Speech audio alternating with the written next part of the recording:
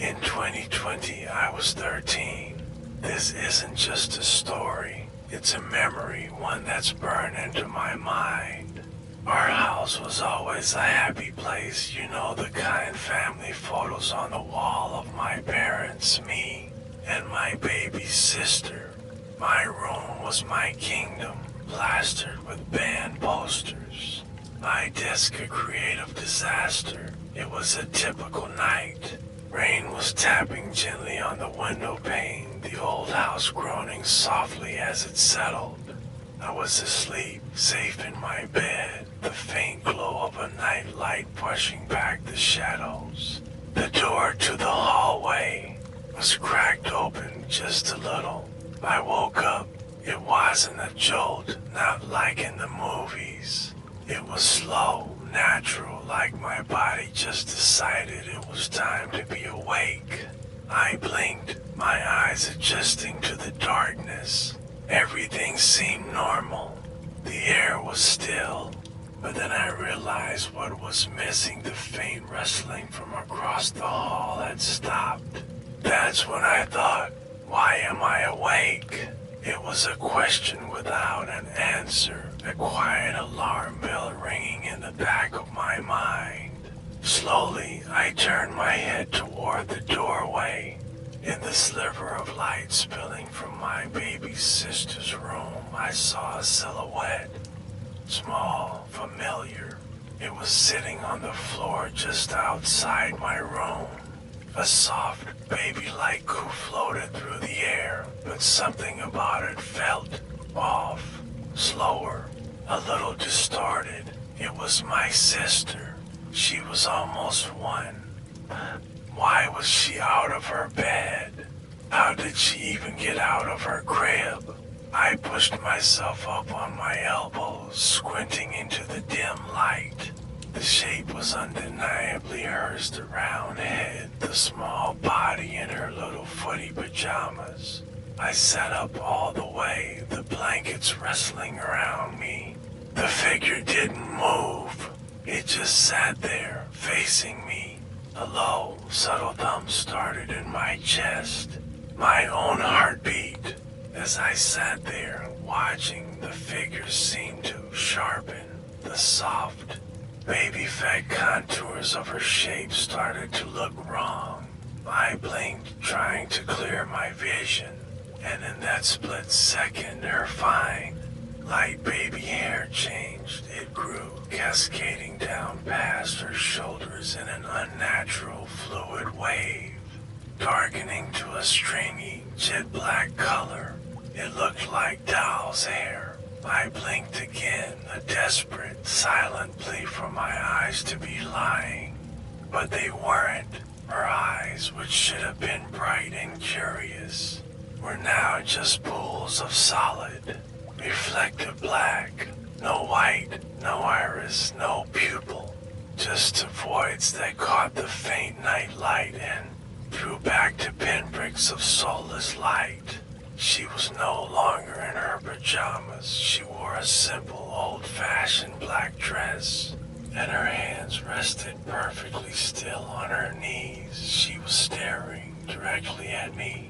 The baby light coo twisted into a high-frequency static that scraped the inside of my ears, and then for 3 long, agonizing seconds, every sound in the world vanished. My heartbeat, the rain, the house all gone, just dead, heavy silence. It wasn't her. The terror hit me like a physical blow. It froze me solid. My mouth fell open, but no sound came out. Then, my heart exploded back into action, a wild, erratic drumbeat pounding against my ribs. I scrambled, backward, crab walking against my headboard, a choked gasp finally escaping my throat. I started to scream, full-throated, raw, panic screams for my mom, for my dad. The image in the doorway was gone. It's just staring at an empty hall.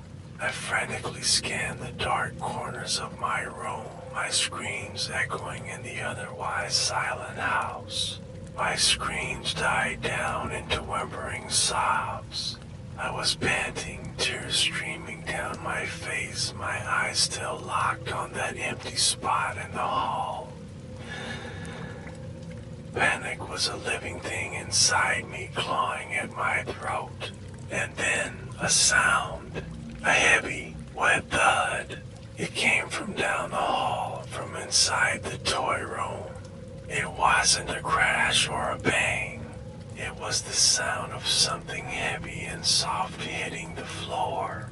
Without thinking, pure instinct taking over, my head jerked to the left, staring down the dark hallway toward that room. Adrenaline surged through me. I launched myself from the bed, stumbling, my legs like jelly. I slammed my bedroom door shut with all my strength and fumbled frantically for the light switch. The overhead light flickered on, blinding me for a second before revealing my normal, safe room.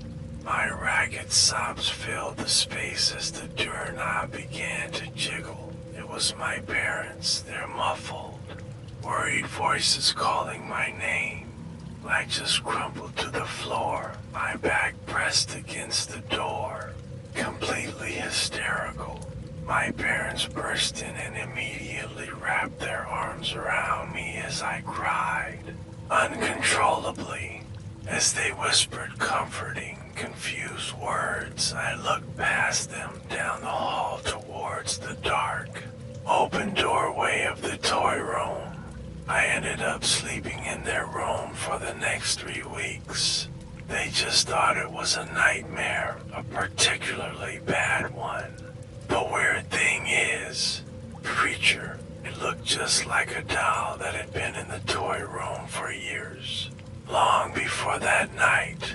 Later, when I was brave enough to look, I saw it. There, on a shelf among all the other stuffed animals and toys, was an old porcelain doll.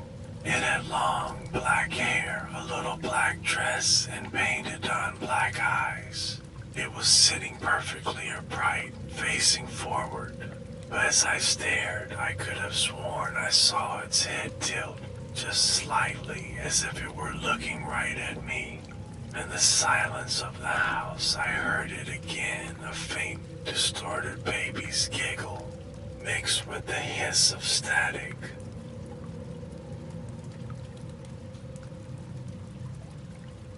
My third grade school was at the edge of everything. It wasn't a small town, not really, but it felt like it. We were nestled right up against the base of the Blue Ridge Mountains in Jasper, Georgia. Looking out from the school playground, all you could see was a wall of trees that stretched on forever. From a distance, it's beautiful, serene even. Miles and miles of dense, ancient Appalachian forest.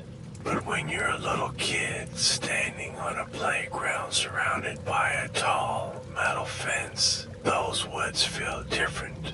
They feel like a boundary, a barrier between your world and something else. It wasn't the school that was haunted. It was what lived in the woods behind the fence. Our school was laid out simply.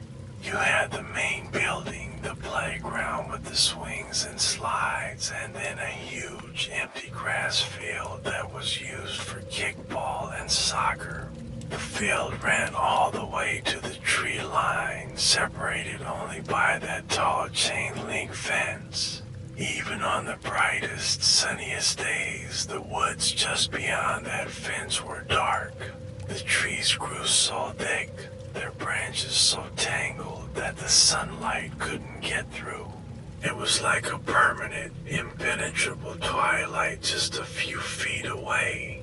I remember spending a lot of time just staring at that fence, at the darkness behind it, feeling like something was staring back. That feeling started long before the first strange thing happened. It was during recess. The playground was loud, full of kids screaming and laughing. 3 teachers stood guard, their heads on a constant swivel, doing their best to keep track of 100 chaotic third graders. I was playing kickball out on the big field. I remember seeing two boys, Brain and Colin, break away from the game. They were fast, darting across the grass toward the tree line. The teachers were focused on a scuffle near the swings and didn't see them. From where I stood, I had a clear view. They reached the fence and without hesitating, they started to climb. They were small, agile. They scrambled up and over, dropping into the tall grass on the other side. For a second, I could see their heads bobbing above the weeds, and then they were gone. They just vanished into the shadows of the forest. The playful sounds of recess seemed to fade away, replaced by the humming and buzzing of the woods. It wasn't long before one of the teachers noticed they were missing. I saw her face go pale as she counted heads, then counted again. A whistle blew, shrill and urgent. We were all rushed back inside, leaving the playground nearly empty. They found them. The official story was they'd only been gone for a little while, just wandered off. But when Colin came back to class the next day, he was different. He was quiet. Just sat at his desk, staring down at the wood grain, his hands trembling slightly. He never looked toward the window that faced the woods, not once. He was downright terrified. His parents pulled him from the school less than a month later. After that, the big field was declared off limits. We were only allowed to play on the blacktop and the smaller playground attached to the school building. The fence was now even further away, but it felt closer than ever. I was in the after-school program, or ASP as we called it. It was a smaller group of kids who stayed late. We'd usually play on the older playground, the one with the basketball court, which was much closer to the school building itself. One afternoon, while everyone else was playing a loud game, I sat by myself on the curb, just watching. My eyes were fixed on that distant fence, on that dark wall of trees beyond the forbidden field. The air was filled with the familiar sounds of bouncing basketballs and kids yelling. And then it stopped. Not the kids, but everything else. The natural sounds of the afternoon, the birds, the bugs, the wine, they all just dropped out. Total, abrupt silence. And into that silence came something else. At first, it sounded like motorcycles, a faint, distorted revving of engines that seemed to echo from everywhere at once. But it was wrong, mechanical in a way that didn't make sense. Then came a low, rhythmic grinding hum. It sounded like a massive, unseen piece of machinery churning away deep in the forest. And then, the worst sound. Footsteps. Clear, heavy footsteps crunching on dry leaves. They weren't going anywhere. They were just pacing back and forth right on the other side of that fence. I remember getting chills, that cold, prickly feeling that runs up your spine when you know something is deeply wrong. I hated those woods. A few days later, I was back in the same spot, staring at the same section of the woods. It was a still afternoon, no wind at all. The leaves on the trees were motionless. Suddenly, a high-pitched ringing started in my ears so loud it muffled everything else. It was like my head was stuck inside a bell. As the ringing grew louder, the fence started to shake. It wasn't the whole fence, just one 10-foot section right where I'd heard the footsteps before. It was shaking violently, rattling and clanging as if something huge and heavy was trying to climb it. But there was nothing there. I scanned the fence, the ground, the trees behind it. It was empty. The metal just vibrated and shook on its own. My eyes were locked on it, mesmerized and terrified. The rattling links, the invisible force. I don't know why, but I snapped my head away, forced myself to look down at my shoes, at the cracks in the pavement. The second I broke my gaze, the ringing stopped. And when I dared to look back up, the fence was perfectly still. The teacher's aide called for us to line up and go inside. As I walked away, I glanced back one last time. The forest was silent, motionless, not waiting. The strangest incident involved a girl named Dee. It was a beautiful, sunny day, and for some reason we were granted an extra recess on the field. The rule had been relaxed, but only one teacher was on duty. We were all playing a massive game of freeze tag. Dee got tagged not far from me. She froze in place, one hand up, laughing. The game moved on, swirling around her. Camera of my memory lingers on her standing perfectly still in the middle of that big green field. And then I blinked or looked away for a second, and when I looked back, she was gone. It wasn't a slow realization. It was instant panic. One moment she was there, the next, the spot was empty. The teacher blew her whistle and started organizing a search. Panic spread through the kids. We checked the slides, the bathrooms inside, the hallways. We looked everywhere except the woods. The whole time we were searching, that fence was always there in the background, a silent observer. About 15 minutes passed. Defeated, we were all walking back toward the side entrance of the school. And there, curled up in a corner by the door, was Dee. She was hugging her knees to her chest, shaking uncontrollably. Her eyes were red and wide with shock. She absolutely had not been there moments before. We had all just walked past that spot. We crowded around her, and she just burst into tears. She tried to explain, claiming she'd been there the whole time. She said she'd gotten into a fight with another girl, Gwen, and had run off to sit by the door. But nothing about that made sense. We were all playing tag together. There was no fight. She was just gone. And then she was back, changed. I believe something was in those woods. Something that watched us play.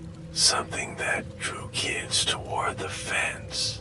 A strange pull, an invisible curiosity that made them want to climb over into the shadows. Or maybe it was something that could just pluck you out of reality for 15 minutes, then put you back scared and confused and with a memory that didn't fit. I think about it a lot. The boys who climbed the fence, the mechanical sounds from the trees, the fence shaking on its own. These lost time. The Appalachian mountains are old. Some things that live in them are hungry for new voices to join the wind.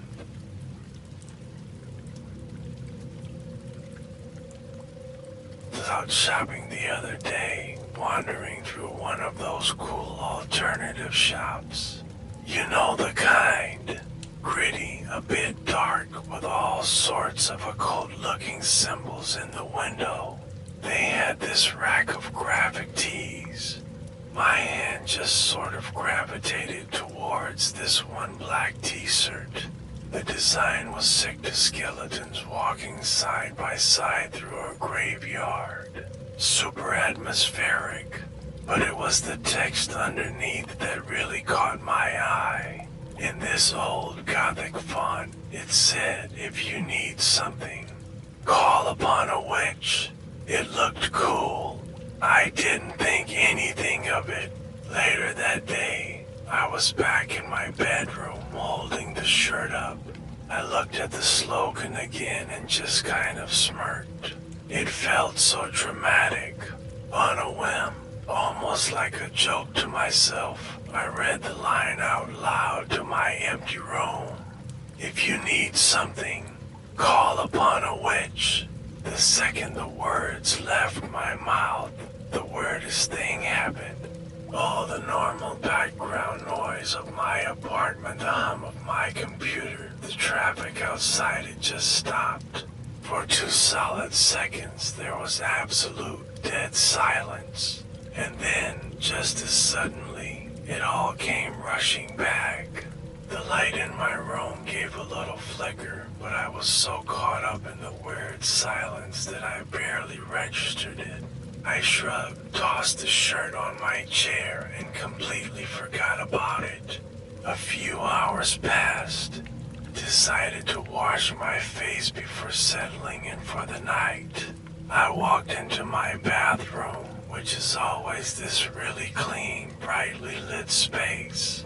It feels modern and sterile, the safest room in the house. I turned on the light, the fluorescent bulb humming to life, and leaned over the sink, letting the tap run. Just normal, boring, everyday sounds. I splashed some cold water on my face and grabbed a towel, patting my skin dry with my eyes still closed. I took a deep, centering breath, trying to shake off the weird feeling from earlier. Then I lowered the towel and opened my eyes, looking straight ahead into the mirror. In the reflection, standing right behind my shoulder, was a woman. She looked to be in her late 50s, maybe early 60s.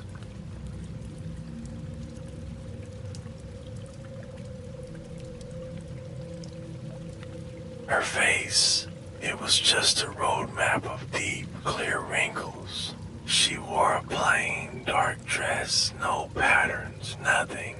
But her eyes were locked directly onto mine in the reflection. She wasn't angry, she wasn't smiling. Her expression was just blank, expectant, like she was waiting. She stood perfectly, unnaturally still.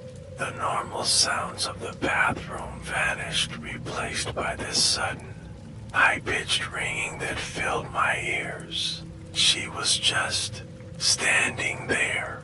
My heart stopped.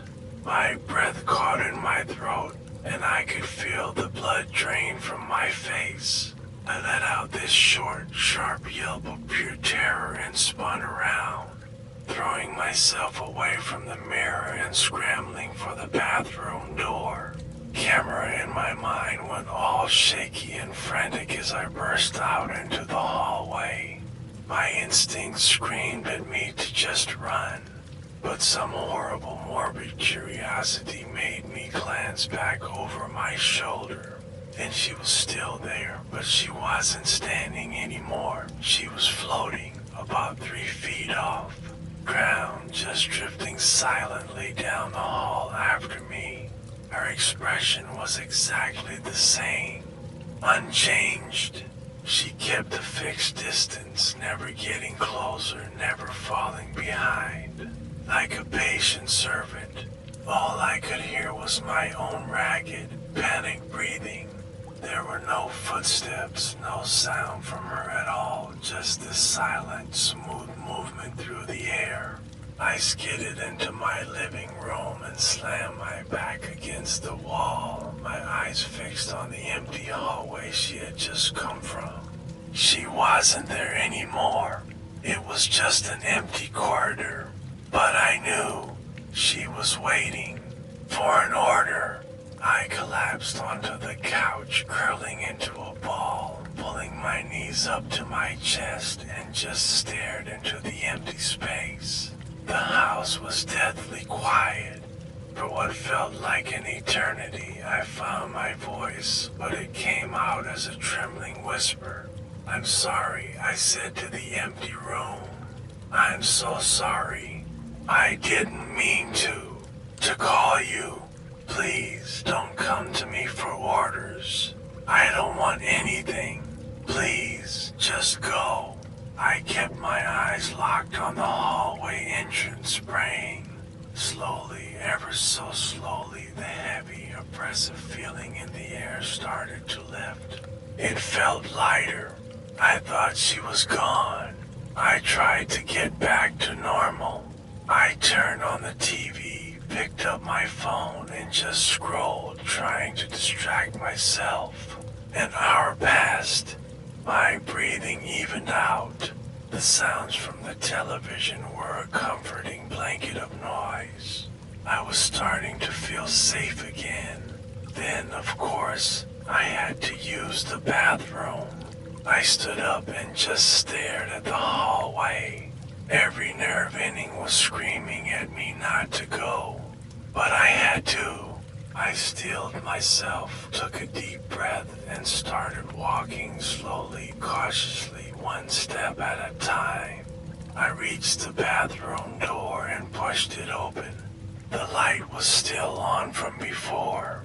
I stepped inside, and my eyes immediately shot to the mirror. It was completely fogged up, like someone had just taken a long, hot shower. But the room was cold, not ice cold. As I watched, frozen in place, the clear swipes appeared in the fog on the glass. Handprint sized, wiped clean. From the other side, and behind those cleared streaks, her face was there. Closer this time, pressed right up against the glass. The same blank, waiting stare. This time I didn't scream. It just froze for a split second, and then I bolted faster than I've ever moved in my life. As I ran, I shouted, "I'm sorry. I'm sorry I summoned you. Just leave." I ended up in my bedroom, slamming the door and shoving a chair under the handle. I scrambled onto my bed, just rocking back and forth, trying to think. I know what it was now, a demon. The shirt hadn't called a witch. It had invited something else. I took a deep, shuddering breath and closed my eyes as tight as I could. There was only one thing I could think to do. I started chanting, my voice firm, desperate. Jesus, Jesus, Jesus. On the third name, the room shook. Deep sub-bass vibrated through the floor, through the bed, right into my bones. And with it, I heard a faint, distant whisper like a radio station fading out of range. Then, stillness. The oppressive weight, the feeling of being watched, it was just gone. I opened my eyes, completely and utterly exhausted. Eventually, I fell into a restless, uneasy sleep. I dreamt of empty hallways and fogged mirrors. But oh, when I'll feel safe in my own home again. Because even though I think she's gone, I can't get one thought out of my head. The shirt is still here, crumpled on my floor. I keep seeing it in my mind's eye. That slogan, if you need something. That word, which, it's like the threads themselves are alive, writhing. Saying the name 3 times works. But you only have to read the invitation once.